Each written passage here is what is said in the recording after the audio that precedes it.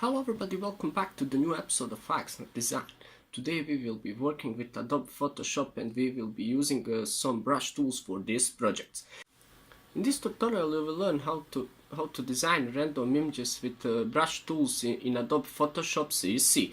I will show you some cool stuff in this video and after this video you will be able to design the same pictures but alone.